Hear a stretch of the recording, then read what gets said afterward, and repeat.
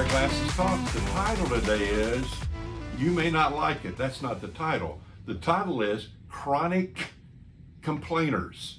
It's very interesting in 1 Corinthians chapter number 10, and you can really start reading around verse 6 and 7, but the key verse is verse 10, and it says, and do not grumble or complain. Do not grumble or complain. And I'll let you read the rest of the verse, but in the context, starting at around verse 7, it's talking about adultery, idol worship, testing God, and grumbling or complaining. It throws it in with all those ugly things. And so, my goodness, so we need to be checking this out and checking ourselves. Are we a chronic complainer? So here's some things I've heard people complain about, and I'm sure I'm guilty of all these. Things like this. It's too hot and humid outside. It's too cold inside. It rains every time I plan something fun to do. It's been so dry lately. My husband isn't very passionate.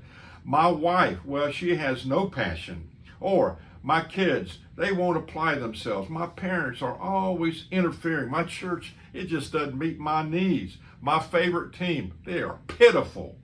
So in Philippians, in the Bible, the book of Philippians, chapter number 2, verses 14 and 15, this is what it says. Do everything without complaining or arguing, so that you may become blameless and pure, children of God without fault in a crooked and depraved generation, in which we shine and should shine like stars in the universe.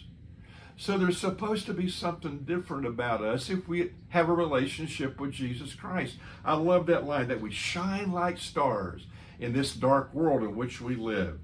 And so there are several things that I'm going to mention to you that are negatives in terms of being a chronic complainer. So here they are. Number one, if you are a chronic, or I am a chronic complainer, it's offensive to God. Number one. Number two, it's a poor example to people that don't know Jesus.